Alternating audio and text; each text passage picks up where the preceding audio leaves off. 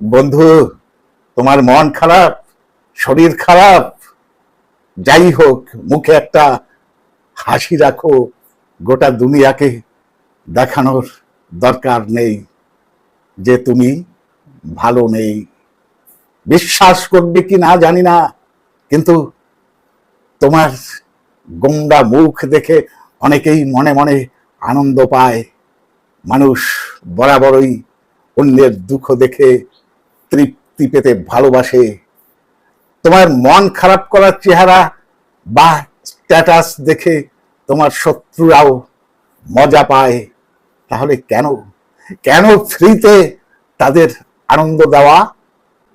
তাই বরং সত্যিকারের হাসি খুশি থাকো, ব্যক্ত থাকো, যা ভালো লাগে সেটাই করো। ভালো থাকতে বেশি বেশি মানুষের দরকার নেই, কয়েকজন কাছের মানুষ থাকলেই যথেষ্ট। কেউ না থাকলে একাই ঘুরতে বেরিয়ে পড়ো, প্রিয় খাবারটা খাও, প্রিয় গান শুনতে শুনতে রাস্তায় হাঁটো, সূর্যাস্তের দিকে তাকিয়ে থাকো, জ্যোৎস্নার আলো মুঠোয় নিয়ে বাড়ি ফেরো। ভালো থাকতে যা করতে লাগে তাই করো, কিন্তু মন খারাপ করে থাকা যাবে না। তোমার সবচেয়ে অসহ্য শত্রুটির দিকেও একগাল হাসি ছুড়ে দাও।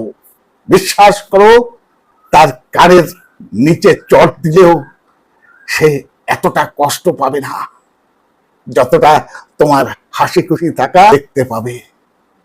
আর যারা সত্যিকারের অর্থেই তোমার কাছের মানুষ, তারা তোমার হাসি খুশি থাকা দেখে আরো বেশি ভালো থাকবে। কারণ হাসি সংক্রামক। তোমাকে দেখে তারাও হেসে উঠবে। শত্রুর প্রতিশোধ নিতেও হাসো, বন্ধুদের আনন্দ দিতেও হাসো। নিন্দুকেরা পাগল বলবে, ছাগল বলবে, বলুক। তারা নিজেরাই হাসতে জানে না, ভালো থাকতে জানে না, শুধু হিংসা করতে জানে। হিংসাও সমাজের একটি সংক্রামক ব্যাধি রূপে দাঁড়িয়েছে। আজ সমাজের দিকে তাকিয়ে দেখো। তাই হাসতে শেখো, ভালো থাকতে শেখো, নিজেকে নিজেই ভালো ভালো রাখতে শেখো।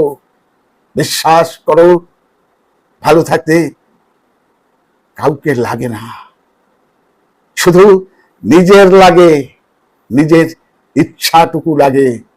তুমি ভালো থাকো, হাসি খুশি থাকো। আজ এই পর্যন্ত, আবার দেখা হবে পরবর্তী কোনো এপিসোডে।